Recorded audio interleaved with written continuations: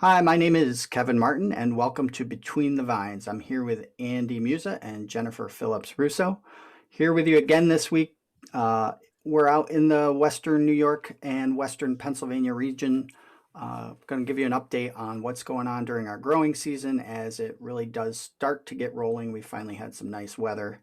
I guess I will turn it over to Jen. I know she's been out in some vineyards. I've been talking to a lot of growers this week. I think things are starting to get interesting. So I think all three of us have a few things we'd like to discuss. Yeah, thanks, Kevin. Hi, this is Jennifer. I was just wanting to make sure we always say that we're with the Lake Erie Regional Grape Program, which is a two-state program. We're Cornell University and Penn State. And I've had lots of grower calls, especially Monday morning. There were a bunch about, what are we doing about some of these secondaries that are pushing? They're starting to push now and leaves have fallen off. At first, there was a lot of worry in their voice, but as you talk them through it a little bit, it's really not the majority of their blocks. So then they brought up other questions about spray and do you spray or don't you spray? Do you wait to spray to catch the secondaries? So there have been a lot of interesting questions out there. When I was out, everything looked pretty good. There are some areas that don't look good. And Andy, I'm not even going to touch your areas up on the escarpment that I went to visit. I'll let you talk about that when we get there. But I took out the ruler and pretty much couldn't find any of the primaries that were under 4. Secondaries, there were some out there that were already past 3. Here we go. Yeah, I mean, I think we've all had a conversation or two with growers like that, and I just want to say that second that I've had those conversations, and then turn it over to the disease guy for a comment. But it seems like we've had some really nice weather, and that really nice weather hit as we were at 3 inches for the stuff that was ahead, or just getting to 3 inches. So for a lot of acreage, it wasn't time to spray, and for some acreage, they just hadn't quite started yet, and some people started last week. But for the moment, we have had really nice weather, and that's what is forecasted through at least Friday, maybe Saturday, and then still maybe nice weather after that, but not a sure thing. So I think growers are trying to take advantage of it and maybe not spray. That's exactly what I've heard from some Right. growers too. There's no chance of rain in the forecast. Do we actually need to get out there and spray? What do you recommend? And of course, I'm always, well, you're at the phenological stage and the weatherman isn't always correct. So I guess what we have been telling people is that's purely up to what your practice is on your farm and what you think that you can do. And if you can, with a reasonable, get out there within 24 hours and cover your acreage if there's a threat of rain coming, then I suppose you could delay if you needed to. Andy, what are you thinking? Yeah, it's all going to depend on, what risk you want to take, Right. as far as phomopsis, and also, how bad did you have phomopsis in the different blocks? Now, I can see where growers at this point, looking at the forecast, would say, okay, we're not getting rain, for a week or 10 days or whatever. Then I could see them holding off. But again, how long is it going to take you to spray all your areas in that amount of time before it's going to rain? So again, it's a risk management type of thing. Right. So I would say, if you can get through your areas, in a couple of days, then you could hold off.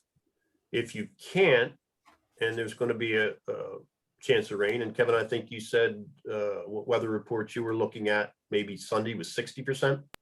So it really depends on the weather report at this point. Right. But some of them were Saturday, and Okay. some were actually saying no chance on Saturday. So I'm just not sure. There's definitely stuff popping up on the radar around Chicago. So something is on its way. Whether or not we hit it or miss it, and when it gets here, I think is, it's not a giant storm front that is, we could miss it, I guess is Right. what I'm saying. And so again, if you're 20-30% chance of rain, when I used to worked at the lab in Northeast, and doing fungicide and insecticide trials, if I had 20-30% chance of rain, I would still put the material on, it wouldn't wash off it, again, if it wasn't a protectant.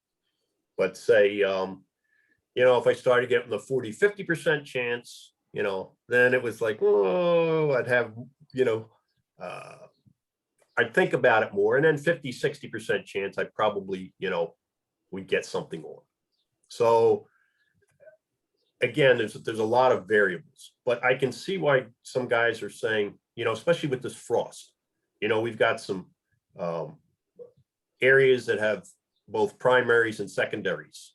And so the secondaries might not quite be at the stage where you'd want to spray yet. And the primaries are maybe a little bit past that. So guys may be trying to hedge their bets and say, okay, I'll put one spray on to cover primaries and secondaries. And then that way, I might get away with, one less spray. So again, it all depends on your management style and how much you're going to, you want to risk. But Well, again, you also have to think of, and that's where you come in, Kevin, is the cost of that mancozeb spray. What would that cost you? So, Well, and the other, I think part of that for some growers, I think in this particular year, the real wild card are secondaries for growers that are trying to cover primaries and secondaries. Stretching intervals or delaying even the first spray might make sense because this is the kind of year where you have an immediate post bloom spray that is also pre bloom at the same time because you've got primaries and secondaries. So I think your calculus for risk management might change a little bit if that's the case. If you're ahead of everybody and things are proceeding as normal, one of the things I would want to make sure that I don't do is push it too far and then not be able to spray because it is raining. And then by the time you get that spray on after the rain, you're wondering what you should even spray because before you know it, your immediate pre-bloom is just going to be here if you delay a long time. I was just going to ask that. If we're looking at the spray intervals, and today happens to be May 19th, 14 days out, projected bloom this year is June 8th. Other growers have suspected that it might be a little bit earlier than that on their blocks, but I mean, you have to watch your own blocks on that, right? So does that hit the timing? Well, in June 8th, that's what bloom is predicted to be. That's 50%. So this immediate pre-bloom has to get on before trace. So we're looking at when we start to see bloom in maybe the suckers, or if we don't have suckers, other phenological characteristics like trees. So that could be the 2nd of June. We're 14 days away from that. And what do you think, Andy? I mean, in terms of when that immediate pre-bloom is going to go on, from a date perspective. Maybe we don't have a crystal ball, but going Right. on the projected bloom date. yeah,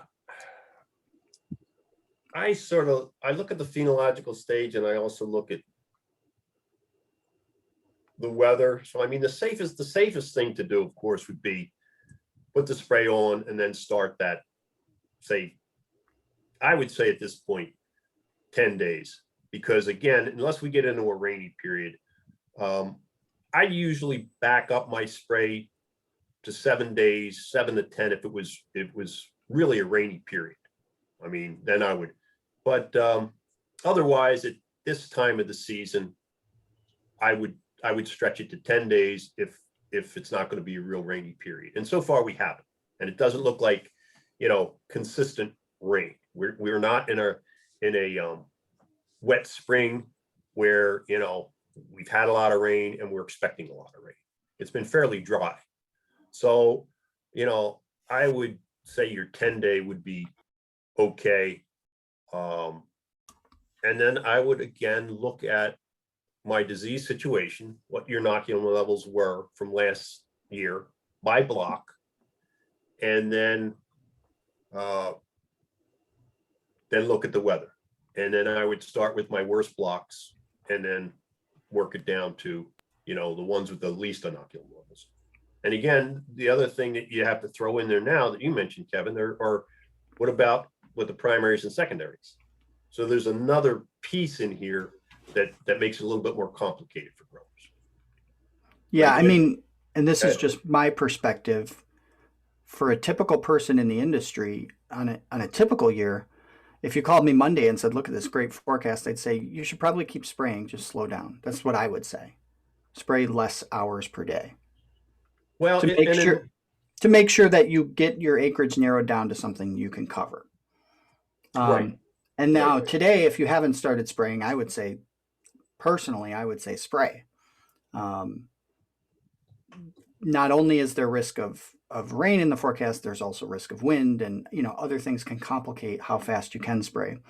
But I think that perspective for me is really trying to speak to the average of the industry. So if you're not average, you've got to make your own decisions. So we've lost 50% of our growers in the last 20 years, and we haven't lost very much acreage. And we have not expanded our ability to cover acreage to compensate. So yeah, we've got guys with 4-row sprayers, but they're 4 times larger than they were 20 years ago. And back then they had 2 single-row sprayers that they might have sprayed every other row with. So they actually haven't increased their capacity at all to cover acreage. So if it takes you 6 days to cover your acreage, that's a very different thing than if it takes you 1 or 2. And I think most of our larger growers can no longer spray in anywhere near 1 to 2 days. So, you've got to have some of that covered depending on how long you trust that forecast. I don't think an 8-day forecast is very great, but the next 3 days are probably super reliable. Yeah, and there's 2 things. One, again, is look at the vineyard blocks that you have. And again, if you know the ones that have, say, the most phomopsis at this point, or had higher inoculum levels, like you said, I'd start with those. And then and work your way to the ones to the least inoculum. Now, I don't know if most growers, keep track of that or not, but that would be one way to do it.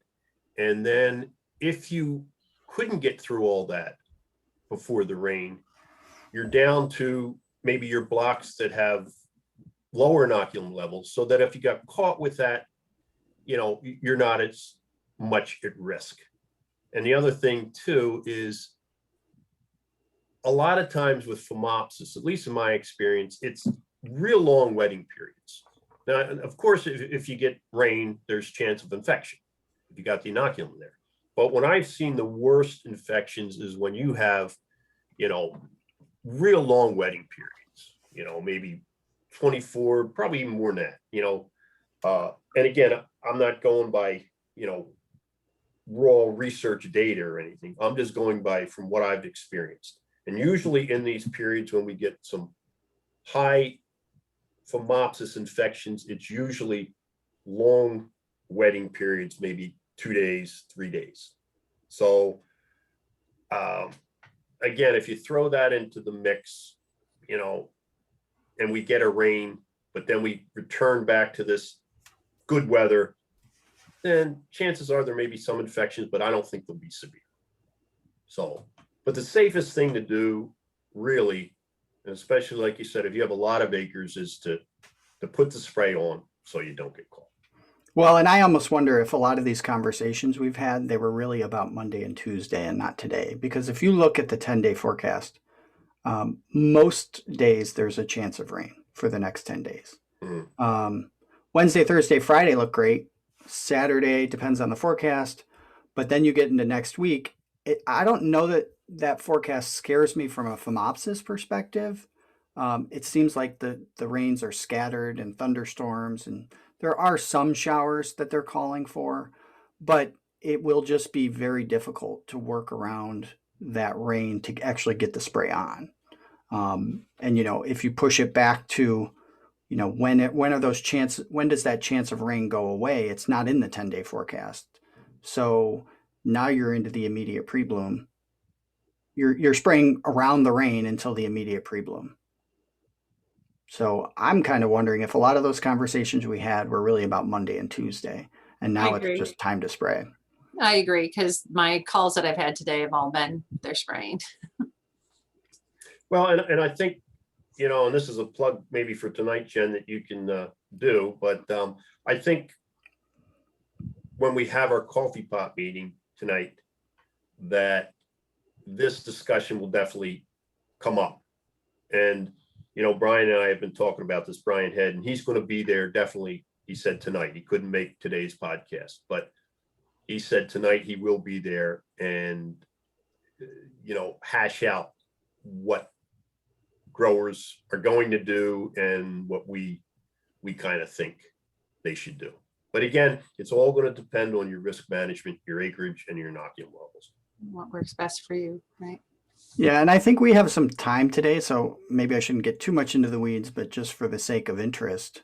Well, the other concern I would have, and I don't think I have it this year because there is so much rain in the forecast next week, but if that forecast was still all good, um, you know, I think there's a behavioral economics portion of this decision making where I get concerned, you know, giving growers advice that would lead them to spray um, an early spray on the 26th of May or 27th of May, because we know for most of those growers, they're going to spray an EBDC and they're not going to put anything in the tank for powdery. And then they're going to look at their 10-day interval or stretch it to 14. And by the time they get something in for powdery, they're either outside, they're either past trace bloom or you know, right up against it. So the biggest concern I have is nothing gets on for powdery before bloom starts.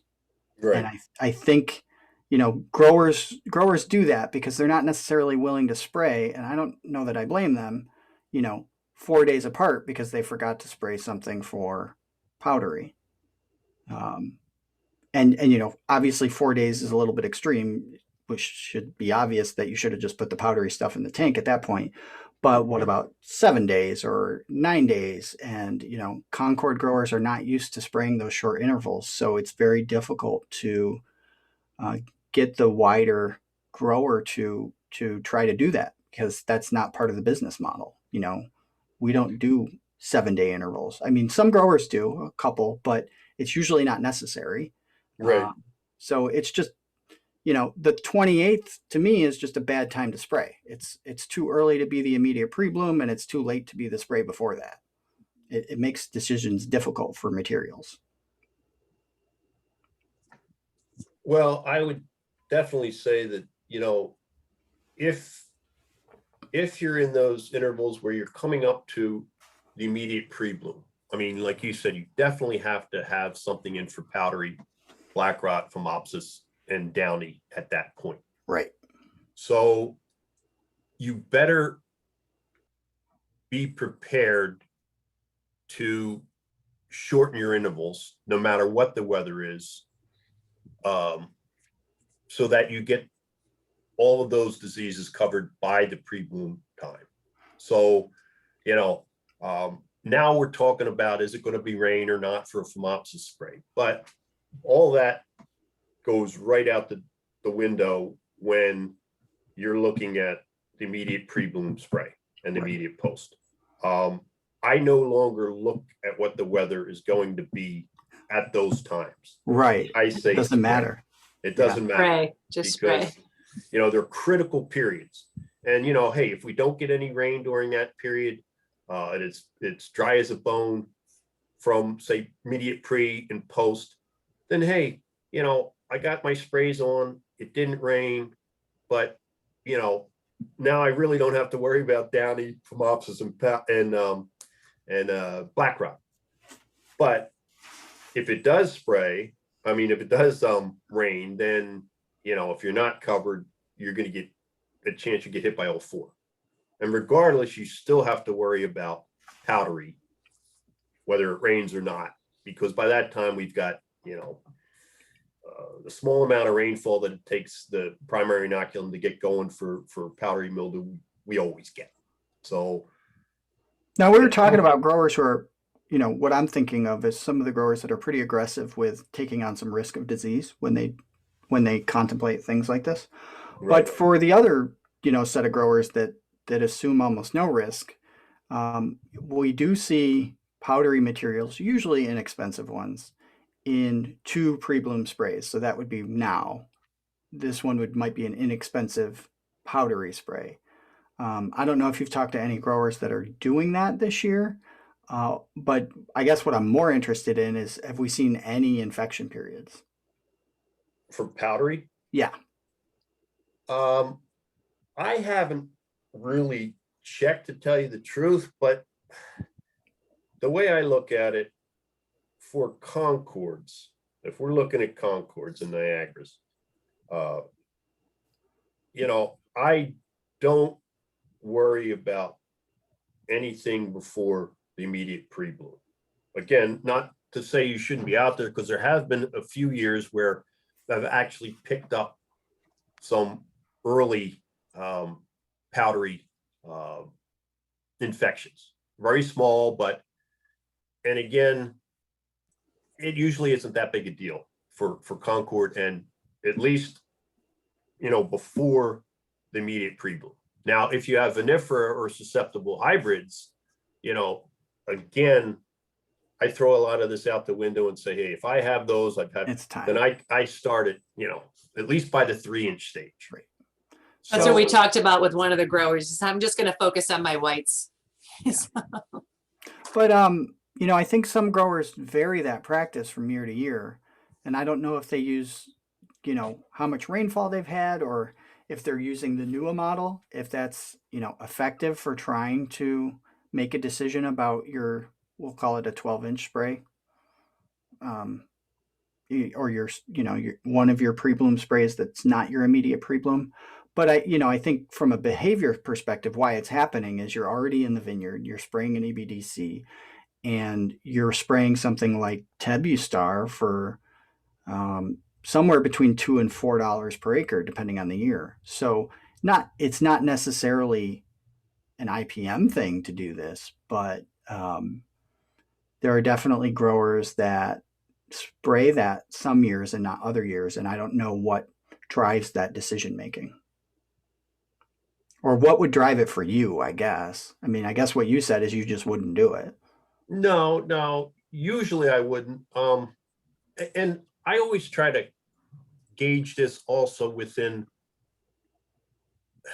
say, the financial management of Concord growers. Mm-hmm. Most of the time, that they're on, say, tighter,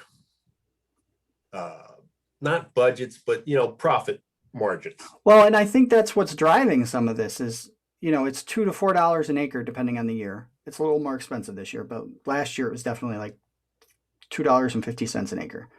I mean, the alternative is in that immediate pre, there's probably going to be an occasional year where you need an eradicant for powdery. You got a big crop. That there were some infection periods before you're getting this immediate pre on. You're concerned about it. You have a history of it. So you throw in some stylet oil. Yeah. And that stylet oil is going to cost more than the Tebustar.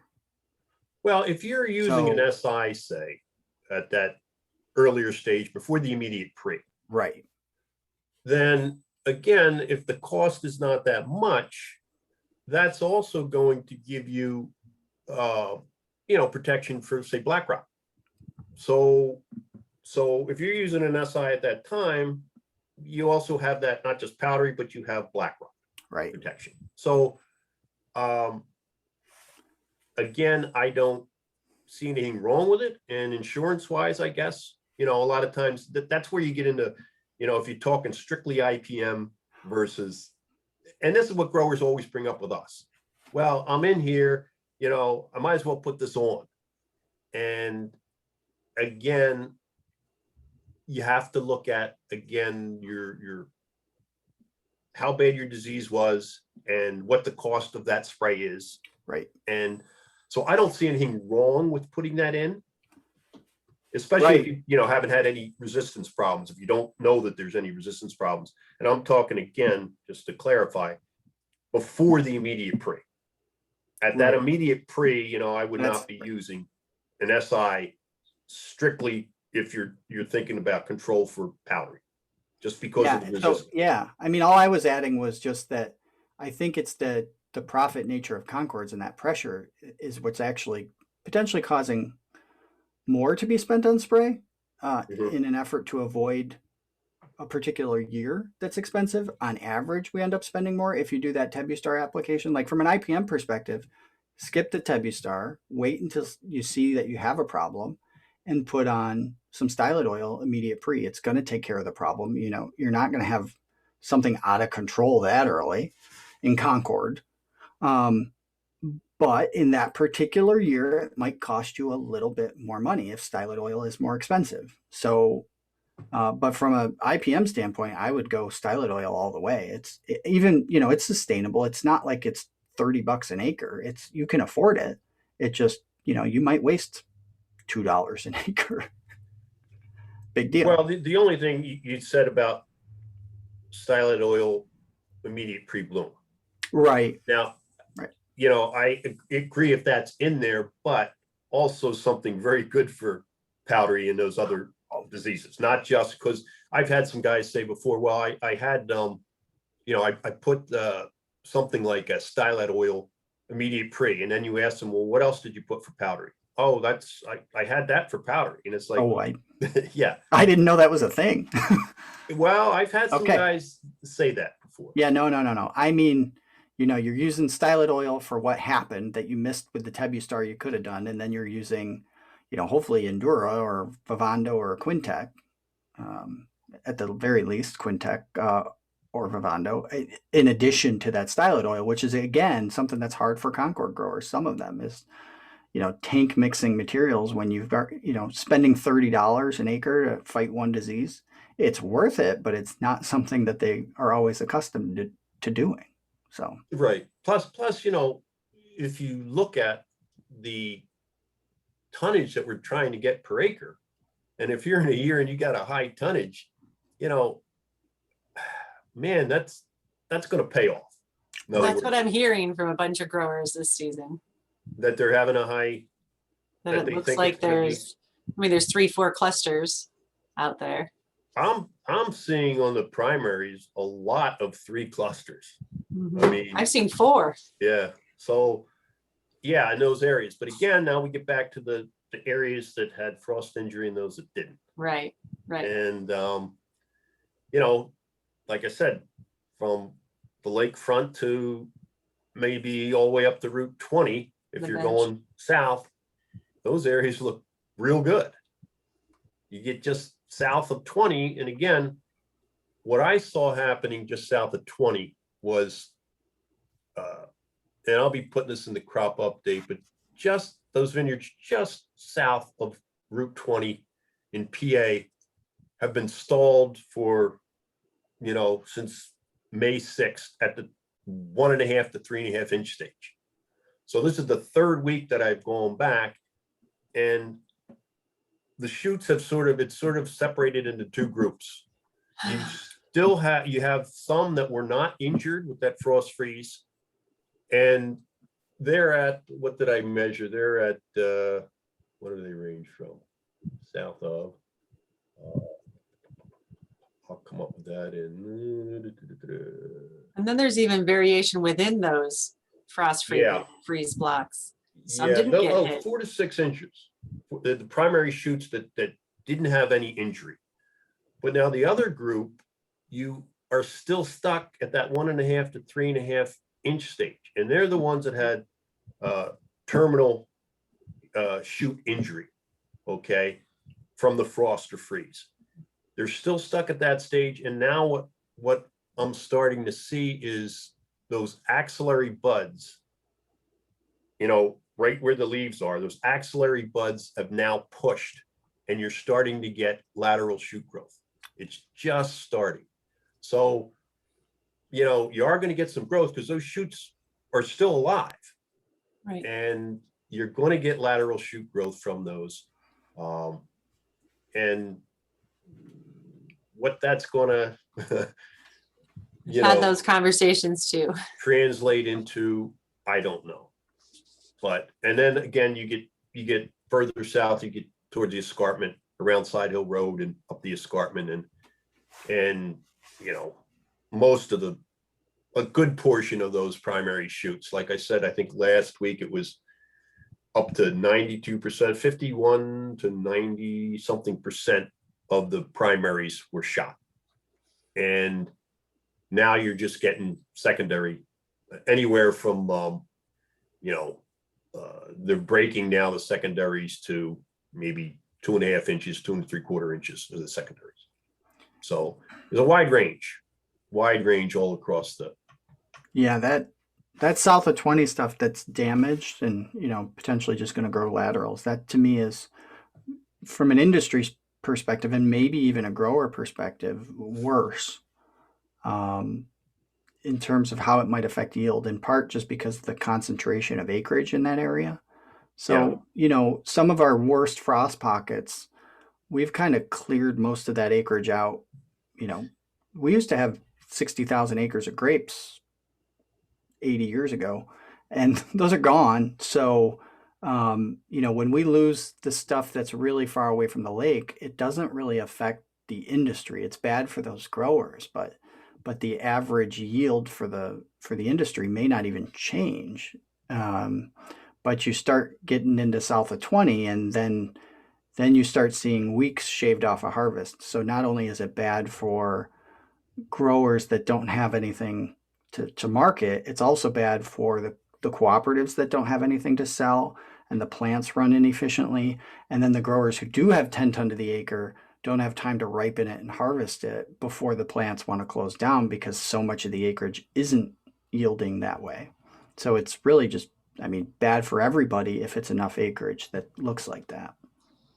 And it looks like there is going to be, and that's a concern of some of the growers I've spoken to, is that their primaries are just growing and they're doing really well. But in certain areas in that same block where the secondaries are really stunted out and not moving, what happens at harvest when the primaries are ready and secondaries are still not even near sugar? So do you think that's a concern, Andy? That part of it, secondaries, they're not going to have a 10 ton crop on secondaries. They're going to catch up.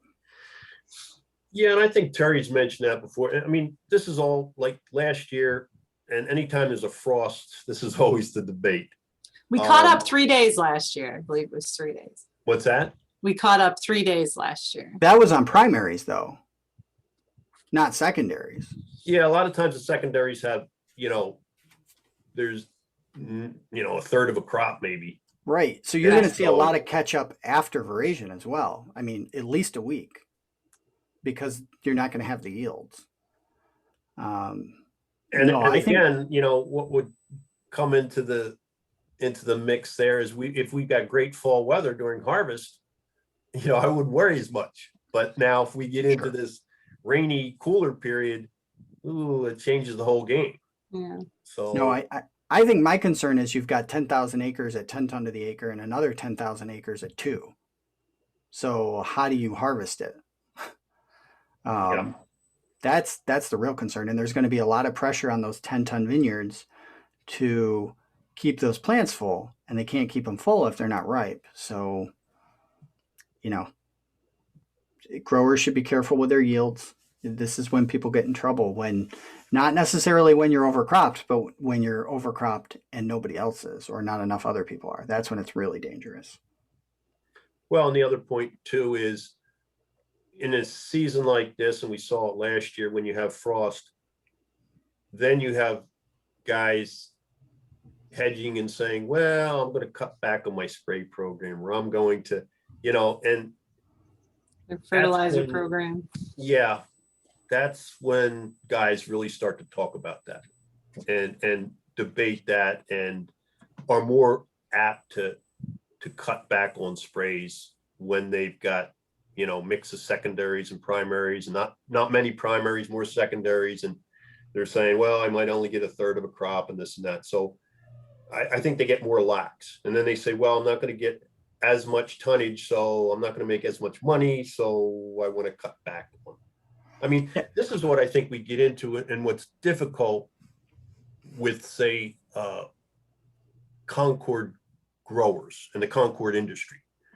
Our margins aren't anything like the vinifera industry. And yet, so I think there's more of that discussion on how do we cut costs where we can and save money. Whereas, you know, if you're a vinifera grower or, you know, French hybrids or whatever, you're more apt to put these sprays on.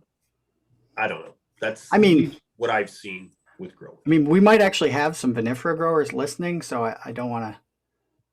I don't want to say that they are, you know, Bill Gates. No, But I mean, you look at, you know, you get $2,000 a ton, and you're only allowed to grow 2 ton to the acre. Your business model doesn't look as healthy as Concords look right now. I'd rather be yeah, a but you Concord know, grower. So protect your too- secondaries is what you're saying. Well, I'm not saying protect your. I mean, that's I think a different conversation. But you know, in some ways, Concords are not all that unique. It's just the things we do are different. So probably the gross revenue per acre is going to be lower in Concords in a lot of years. Um, so that's what drives, you know, your input costs. But of course, it's going to be because we don't need quite the same level of input costs. You can reduce your spray program when you have severe frost damage. You know, by 30 days post bloom, you know for sure what your crop looks like, and at that point, you can cut back on that 3rd or 4th powdery mildew application for sure. But I think what Andy's talking about are people saying, I don't need a pre-bloom or I don't need an immediate post-bloom, and you can't do that. No. right. No. I mean, and that's what happens. Guys will skimp on those important sprays that are early, the immediate pre and post, or even the Phomopsis sprays. And then when they find out, especially in a year with frost injury, hey, I got more crop than I thought. And now, like you said, I'm 30 days past post bloom and I'm starting to see disease. Well, now you're trying to catch up and you may never catch up. And so, like you said, you know, you can't do it late in the season like that and then try and catch up, especially if you have disease going. Now, as far as the vinifera growers, you know, the thing I was saying there is, I think vinifera growers, because of the susceptibility of vinifera to, you know, the diseases, that they're more apt to spray and they're used to spraying more. That's what I mean. Not that, you know, the vinifera growers are all rich or anything like that. Sure. But just they're used to that, just like tree fruit growers, apple growers. I mean, tree fruit guys are used to spraying a lot because of the disease situation, susceptibility, and they have to. And so vinifera growers, I think, are, and hybrid growers, real susceptible hybrids to these diseases, they're used to doing it. And, you know, that's, I think, part of the business model. Whereas Concords are a lot less susceptible, especially like powdery and Niagaras, to the diseases. So growers can sort of have that debate, should I or shouldn't I, you know. But do you think the cost of everything right now is also driving more of these questions, or you think we're just directed on it's not just frost people I'm hearing from? No, I mean, costs haven't changed. Okay. Obviously, fertilizer has, and maybe we can get into that if we want to get this podcast to run really long, which is fine by me. But, you know, I mean, we can articulate it 6 ways from Sunday. Costs all look better because the price of grapes is up and the price of materials is maybe up slightly. If you're looking at weed control, it's up a lot. If you're looking at powdery, it's probably down. If you're looking at some of the other diseases, it's probably up a little bit. But you're looking at, you know, maybe Concord growers typically spend 1 ton of grapes at current prices on doing an excellent job of disease control. So we start arguing about what if we should cut back. I mean, I've seen growers harvest without spraying at all. It can be done. The yields are lower when they do that, and you know it's never a winning situation for them. It's happened to have been done before. it always pays to spend that first half ton to ton of grapes on spray material, as long as you're doing it strategically. And the easiest way to do it strategically without trying to, play games with the weather is just make sure you do that immediate pre and immediate post. Yeah. Yeah, I don't, I guess we're getting close to being over here, right, Kevin? Well, no, I mean, I was gonna say, the only I reason don't I'm want to saying skip that anything. is before we get off, the one thing I would want to leave with the growers is, we've been talking about this early phomopsis and should I or shouldn't I? The only thing I want to leave growers with is, regardless of if you're going to put that phomopsis spray on or not, by the immediate pre-bloom, you better start, you better have your best materials and be going every acre, every row, excuse me, and do that immediate pre, and then 10 to at most 14 days. I would go 10 days only to your post, first post. And I myself go into a second post bloom. And by that time, if you have good disease control, at least again, I'm talking Concords, then, most of the time, I would say the good majority of the time, you're in good shape, and you can just sort of go by the weather and scouting and what your disease situation looks like. Yeah, I think there are a couple thousand acres where that second post bloom spray is going to look a lot different than it normally does. Right? Not to say that it shouldn't exist, but what gets put on might be different. And that's how you adjust for frost damage. And then beyond that, obviously, you're going to scout pretty aggressively to avoid spraying after that if you can, if you don't have a crop. But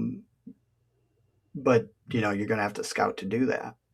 And I don't want growers to just fast forward to the end and get your 5 minutes of wisdom and not have to listen to the rest of it. So I did want to mention that, we have finally seen a pause in the increase of corn prices. They've actually scaled back just a little bit. They're under $6 for this coming harvest. They're over $6 for stuff that's in storage. But fertilizer pricing has continued to go up, but at a much slower pace. So, 5% increases over the last month or week, depending on the material you're looking at, instead of, some of them are up 65 to 70% from last year. And so most of that price increase had already happened. So, what looked like a straight line now looks like not quite straight up anymore. So they're still going up. I would expect that they stop going up pretty soon if prices of corn are in fact stable. I do think based on that, it's still not a year to do heavy building in potash. It's obviously not a year to go crazy with urea.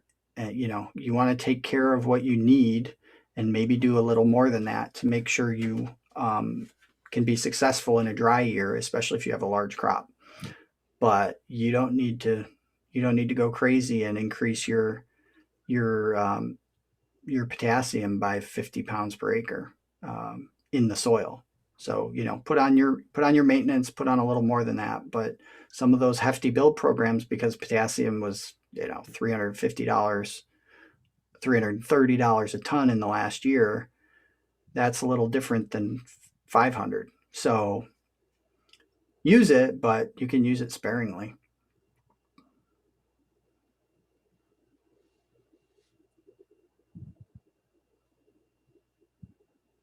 Anything, Jen, from you for the rest of what your big takeaway from the week? My big takeaway from the week is still just get out there and know your blocks. Like we were saying earlier, I don't think it's as doom and gloom as it was before. Things have started to push. The weather has been beautiful. Yes, there are some areas that definitely have frost damage and there's reason for concern, but driving around the belt, things look pretty good. I've been in and out of many. Some I'm just sort of calling, trying to make sure they haven't sprayed yet before I go wandering in, and things are up over 4 inches. So. Right. And, I don't know that we're going to get this out today, but just so you guys know, we continue to have coffee pot meetings on Wednesday for credits. So you can join us for those. It is 2 p.m. on Wednesday right now as we're recording this. I probably will get this out tomorrow. So we do have a coffee pot meeting tonight at 7 p.m. The rest of the month, they are in the morning at 10 a.m. For those of you who joined us at 10 a.m. this morning, I apologize. Please make sure you pay attention to our updates. We definitely did mention it was at 7 p.m., but this is a very new thing for us that we're trying. So obviously, driving on automatic, it's not surprising that some people thought it was at 10 a.m. because they always have been for the last 20 years. So just for a general rule of thumb, it's every third Wednesday of the month through the growing season. We're doing it in the evening. You say that, but I actually bought a plane ticket when I was living in Texas to come home for Thanksgiving the week before Thanksgiving because it's always the fourth Thursday, but I couldn't count to 4. So everybody makes those mistakes. I came home a week early. So it would be then the 19th of May tonight. And so if you don't get this out, Kevin, just to forewarn some growers that might make the night thing, it would be June 16th. And then the next one would be July 21st. Right. So those are now you don't have to count to 3. I know I can't. So Andy helped us out. Thank you, Andy. Yes. So. All right. Thank you all for joining us. This is Between the Vines, and we're the Lake Erie Regional Grape Program. We'll be with you again next week and hopefully giving you some more updates about what's going on in the growing season. So join us then as well. And thanks for joining us today. Please feel free to contact us if you have questions. We'd be happy to hear from you. Thanks a lot.